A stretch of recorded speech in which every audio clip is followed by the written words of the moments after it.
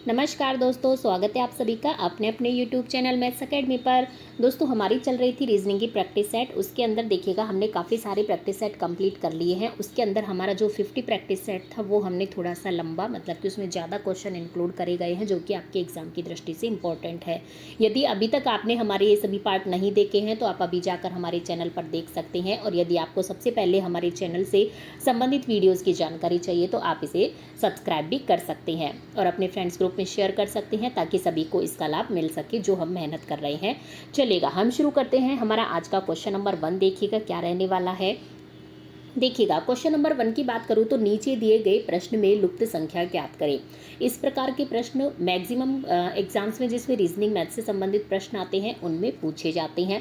कारण है कि इनमें बहुत ज़्यादा कन्फ्यूजिंग रहता है, मतलब ये जो कन्फ्यूजिंग प्रश्न है उनके अंदर इनको इंक्लूड किया जाता है। तो देखिएगा सब अपने अपने मेथड से एक बार सॉल्व करके ज़रूर प्रयास कीजिएगा कि आपका आंसर क्या आता है। देखिएगा मैं अभी यदि बात करूं कि मैं इसे किस प्रकार से सॉल्व करूंगी, देखिएगा पहले हम एक बार ट्राई करते हैं कि मैं इन सभी को क्या करके देखती हूं, ऐड करके देखती हूं। तो देखिएगा 6 और 4 10 और 9 19 प्राप्त होता है। मुझे कितना प्राप्त होता है? 19 प्राप्त होता है। 19 को मैं किससे मल्टीप्लाई कर दूं? 2 से मल्टीप्लाई कर दूं तो मुझे 38, यहाँ पर बीच में 38 दिया है तो मुझे 38 प्राप्त हो जाता है। इसी प्रकार दूसरे की मैं बात करूँ तो इन सभी को यदि मैं ऐड कर लेती हूँ तो 11 + 9 + 8 यदि मैं कर लेती हूँ तो मुझे कितना प्राप्त होता है फ्रेंड्स? तो मुझे प्राप्त होता है 28। ठीक है, 28 को 2 से मैं मल्टीप्लाई कर दूँ, क्योंकि हमने ऊपर भी 2 से किया था, यहाँ पे भी मुझे 2 से करना होगा और मुझे चाहिए भी कितना? 56। और 28 दूना क्या होता है फ्रेंड्स? 56 ही होता है। चलिएगा यहाँ तक हमारा एकदम सही बैठा है। इसका मतलब कि थर्ड में भी ये अप्लाई हम कर सकते हैं। तो देखिएगा 12 + 11 + 13 मैं कर देती हूँ, 12 + 11 + 13 मैं कर देती हूँ तो मुझे कितना प्राप्त होता है? देखिएगा 12 + 11 + 13, 12 + 11 + 13 मैं करूँगी तो मुझे प्राप्त होगा फ्रेंड्स 36। और 36 को मैं कितने से मल्टीप्लाई करती हूँ फ्रेंड्स? 2 से। तो 36 दूना क्या होता है? 72 होता है, हम सभी जानते हैं। इसका मतलब कि ऑप्शन नंबर ए 72 या फिर 72 इसका सही जवाब हो जाता है। ठीक है, मुझे पूरी उम्मीद है आपको समझ में आ गया होगा। चलिएगा हम बढ़ते हैं नेक्स्ट क्वेश्चन की ओर। दी गई आकृति में कितने त्रिभुज हैं? देखिएगा फ्रेंड्स, बॉक्स वाली जो फिगर होती है उनके अंदर त्रिभुजों की संख्या ज्ञात करना हमने आपको बताया है। उसका हमने अलग से वीडियो बनाकर भी डाला हुआ है। यदि आप कहेंगे तो हम फिर से उसको समझाने का प्रयास कर सकते हैं। तो देखिएगा, आपने नहीं देखा तो वो जरूर देखिएगा। इससे आपको किसी भी तरीके की कोई भी संरचना दी गई हो आप उसमें आसानी से त्रिभुज काउंट कर पाएंगे। देखिएगा इस प्रकार क्या होता है, जैसे कि ये जो बाहर का बॉक्स दिया गया है इसको ये क्रॉस किया हुआ है बीच में से। इस प्रकार के फिगर में हम किस प्रकार से काउंट करते हैं? देखिएगा मैं खानों की संख्या काउंट करती हूँ तो 1 2 3 4, 4 खाने हैं। 4 खाने हैं, इसका मतलब कि इसमें 4 के 2 गुने त्रिभुज होंगे, अर्थात 4 दूनी 8। ठीक है, आपको बिल्कुल काउंट करने की आवश्यकता नहीं है। आप इस ट्रिक से विद इन सेकंड के अंदर आप आसानी से एग्जाम में प्रश्नों को सॉल्व कर सकते हैं। तो ऑप्शन नंबर डी 8 इसका सही जवाब हो जाता है।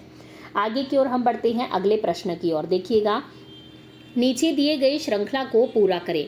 हमें श्रृंखला दी गई है, 1 दिया है, 2 है, इसके बाद है 6, इसके बाद है 24 और यहाँ पर हमें ज्ञात करना है। लास्ट संख्या हमको दी गई है फ्रेंड्स 720। तो देखिएगा मैं किस प्रकार से इनको मतलब एक दूसरे से रिलेट कर सकती हूँ। तो देखिएगा मैं 1 से 2 किस प्रकार ला सकती हूँ, या तो इसमें 1 जोड़कर ला सकती हूँ या फिर मल्टीप्लाई करके ला सकती हूँ। चलेगा मैं कर देती हूँ मल्टीप्लाई। आगे मैं बात करती हूँ 2 से मैं 6 किस प्रकार ला सकती हूँ, इसमें मैं गुणा कर देती हूँ 3 को। ठीक है, 6 से मैं 24 किस प्रकार ला सकती हूँ? देखिएगा 6 चौका होता है 24, 4 से।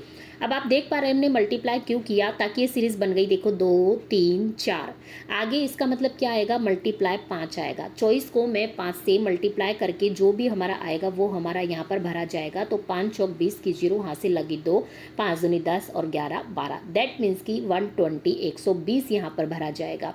अब आप आगे भी चेकआउट कर सकते हैं। 120 को मैं 6 से मल्टीप्लाई करूँ तो हमें 720 प्राप्त हो जाता है। ठीक है, 12 छिकानी 72, 720 आ जाएगा। तो हमारा जो सही जवाब हो जाएगा 120 हो जाएगा, ऑप्शन नंबर सी, अर्थात या क्वेश्चन वाले मार्क पर 120 भरा जाएगा। तो हमारी श्रृंखला कंप्लीट हो जाएगी। आगे की ओर हम बढ़ते हैं नेक्स्ट क्वेश्चन, क्वेश्चन नंबर 4। नीचे दिए गए प्रश्न में संबंधित संख्या को चुनिए। तो देखिएगा हमें दिया है 7 का 19 से क्या संबंध है, वही 10 का कौन सी संख्या से होगा। तो देखिएगा 10 का यहाँ पे हमें ज्ञात करना है। मैं बताऊँ आपको 7 से 19 हम किस प्रकार से ला सकते हैं। तो देखिएगा, यदि मैं 7 गुणा 2 कर दूं, 7 गुणा 2 कर दूं तो मुझे कितना प्राप्त होता है, 7 दूनी 14 प्राप्त होता है। ठीक है, 7 दूनी 14 प्राप्त होता है और 14 में मैं कितना जोड़ दूं, 5 जोड़ दूं तो मुझे कितना प्राप्त होगा फ्रेंड्स, 19 प्राप्त होगा।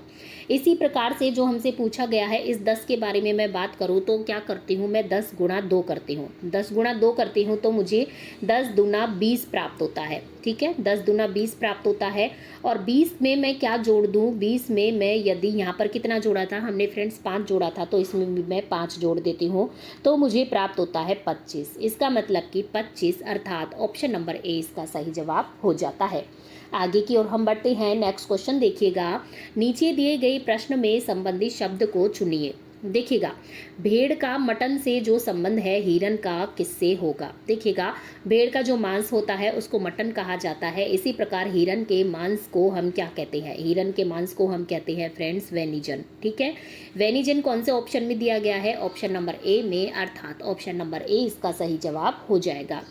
नेक्स्ट क्वेश्चन की ओर बढ़ते हैं। Question number 6। क्वेश्चन 6 हमारा क्या कहता है फ्रेंड्स, देखिएगा, मनुष्य है, मूसक है, जीव जंतु है, ये आपस में किस प्रकार से हम इनको रिलेट कर सकते हैं। तो देखिएगा, जीव जंतु हमारे सबसे बड़ा हो जाता है, विस्तृत हो जाता है। इसके अंदर देखिएगा रेड कलर से हमने दर्शा दिया मनुष्य को, ये क्या हो गए हैं, मनुष्य। जीव जंतु के अंदर ही मनुष्य आते हैं।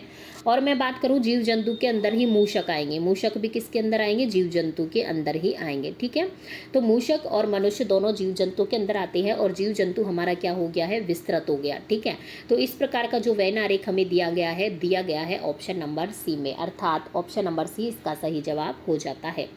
आगे की ओर हम बढ़ते हैं। नेक्स्ट प्रश्न की ओर देखिएगा, क्वेश्चन नंबर 7।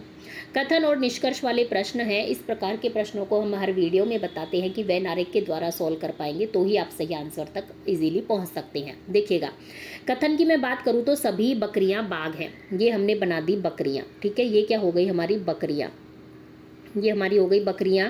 सभी बकरियां क्या हैं, बाघ हैं, तो बाघ को हम थोड़ा सा रेड कलर से दर्शा देते हैं ताकि दोनों में अंतर आप समझ सके। सभी बकरियां बाघ हैं और आगे क्या बोला है, सभी बाघ सिंह हैं। अब सभी बाघ क्या है, सिंह है, ये हमने दर्शा दिया है सिंह को। ठीक है, तो हमारा निष्कर्ष देखिएगा, निष्कर्ष क्या पूछता है, ये सभी बाघ बकरियां हैं। क्या सभी बाघ बकरियां हैं, क्या नहीं, सभी बकरियां बाघ है लेकिन सभी बाघ बकरियां नहीं है, अर्थात निष्कर्ष फर्स्ट गलत हो गया। सेकंड निष्कर्ष देखिएगा, सभी सिंह बाघ हैं। क्या सभी सिंह बाघ है, क्या नहीं, सभी बाघ सिंह है लेकिन सभी सिंह बाघ नहीं है। इसका मतलब निष्कर्ष सेकंड भी हमारा गलत हो जाता है। कोई बकरी सिंह नहीं है, क्या कोई भी बकरी सिंह नहीं है, क्या नहीं, कुछ बकरियां तो है सिंह। इसका मतलब निष्कर्ष थर्ड भी हमारा गलत हो जाता है। फोर्थ निष्कर्ष देखिएगा, कोई सिंह बकरी नहीं है। क्या कोई भी सिंह बकरी नहीं है, क्या बिल्कुल है, क्यों नहीं है, मतलब कि नहीं दे रखा है इसमें, इसलिए ये भी निष्कर्ष गलत हो जाएगा। इसका मतलब क्या हो गया फ्रेंड्स, इसमें जो सही आंसर की मैं बात करूं तो कोई भी निष्कर्ष लागू नहीं है, अर्थात ऑप्शन नंबर डी इसका सही जवाब हो जाता है। आगे की ओर हम बढ़ते हैं। अगला प्रश्न देखिएगा, क्वेश्चन नंबर 8। देखिएगा, ब्लड रिलेशन से संबंधित प्रश्न है, आपको बिल्कुल कंफ्यूज नहीं होना है, खुद के ऊपर अप्लाई करके इसको सॉल्व करेंगे तो आसानी से सॉल्व कर पाएंगे। देखिएगा, सी बी की पत्नी है, ई सी का बेटा है। देखिएगा, सी किसकी पत्नी है, बी की, ये हमने बना दिया सी बी की पत्नी है, मतलब कि ये हो गई पत्नी। ठीक है, और किसकी पत्नी है, बी की। आगे है ई सी का बेटा है, अब ई क्या हो गया, बेटा हो गया। अब ये पति पत्नी है तो दोनों का ही बेटा हो गया। ठीक है, आगे है ए बी का भाई है, ए जो है वो क्या है, बी का भाई है, ए बी का भाई है। आगे क्या बोल रहा है, ये डी का पिता, ए बी का भाई है और डी का पिता है। अब ये डी का पिता हो गया, मतलब कि डी का बेटा हो गया, पुत्र या पुत्री जो भी है। तो ई का डी के साथ क्या संबंध है, ई का डी के साथ क्या संबंध है। देखिएगा, ई के पापा हैं बी, ठीक है, ई के कौन है, ये पिताजी हो गए बी, ई के पिताजी हैं बी और अपने पापा के जो भाई हैं उनका बेटा हमारा क्या लगेगा, चचेरा भाई या चचेरी बहन लगेगी। ठीक है, तो इसमें ऑप्शन नंबर डी सही हो जाएगा, चचेरा भाई, अर्थात ऑप्शन नंबर डी इसका सही जवाब हो जाता है। आगे की ओर हम बढ़ते हैं। नेक्स्ट प्रश्न देखिएगा, यदि इंटरनेट को इसके द्वारा लिखा जाता है तो डिस्टेंस को इसके द्वारा लिखा जाता है तो हमें CENTRE को किस प्रकार से लिखा जाएगा। देखिएगा, मैं बात करूं क्या क्या हमें दिया गया है, INTERNET। तो देखिएगा, आई का जो अक्षर है, मतलब जो हमें दी गई है संख्या दी गई है 1 है, एन का है 4, ई का है 3, इसमें मैं देख रही हूँ जो क्वेश्चन में दिया गया है, टी का है 3, ई का है 2, फिर है 5, फिर है 4, फिर है 2 और टी का है हमारा कितना 3। ठीक है, इसी प्रकार से डिस्टेंस की मैं बात करूँ तो देखिएगा DISTANCE, तो डी इसकी मैं बात करूँ तो देखिएगा डी का है 6, आई का दिया है 1, एस का दिया है 7, टी का दिया है 3, ए का दिया है 8, एन का दिया है 4, सी का दिया है 9 और ई का दिया है 2। अब इसके अनुसार जो हमें प्रश्न में दिया गया है इसकी हम नंबरिंग देखते हैं। देखिएगा सबसे पहले सी को कितना नंबर दिया है, देखिएगा सी फर्स्ट में नहीं है इंटरनेट में कहीं भी, सी ये रहा, सी को दिया गया है 9, तो हम सबसे पहले क्या लिख लेते हैं, इसमें 9 लिख लेते हैं। ठीक है, फिर आता है ई, ई को क्या दिया गया है, ये रहा, सी के बाद ही ई है, ई को दिया गया है 2। इसके बाद आता है एन, एन ये रहा, एन को दिया गया है 4, इसके बाद हम लिख लेते हैं 4। इसके बाद आता है टी, टी को क्या दिया गया है, देखिएगा टी ये रहा, टी ये रहा, सबको ही 3 है, सब में दोनों संख्याओं में ही, तो देखिएगा इसमें आ जाएगा 3। इसके बाद है आर, आर को क्या दिया गया है, देखिएगा इंटरनेट में ये आर आ रहा है, आर को दिया गया है 5, तो हमने लिख लिया 5। ई को कितना दिया गया है, ई को दिया गया है 2, तो हमने लिख लिया 2। अर्थात जो इसका सही आंसर हो जाएगा कौन सा हो जाएगा, 9 2 4 3 5 2, अर्थात ऑप्शन नंबर 20 का सही। अगला प्रश्न देखिएगा हमारा क्या कहता है, नीचे दिए गए प्रश्न में विषम आकृति की हमें क्या करनी है, पहचान करनी है। देखिएगा विषम आकृति मतलब बाकी 3 से एक अलग है। देखिएगा पहले में ये त्रिभुज दिया गया है, इसको ये लाइन काटती है, तो ये लाइन नीचे भी दी गई है। इसी प्रकार इसी जो ऊपर वाली आकृति है इसी को यहाँ पर टेढ़ा कर दिया गया है, इसी को यहाँ पर टेढ़ा कर दिया गया है और ये लाइन डबल लाइन हो गई है। अगली आकृति में मैं देखूं तो इस प्रकार का एक वर्ग सा दिया है, इसको लाइन काट रही है, एक लाइन नीचे है।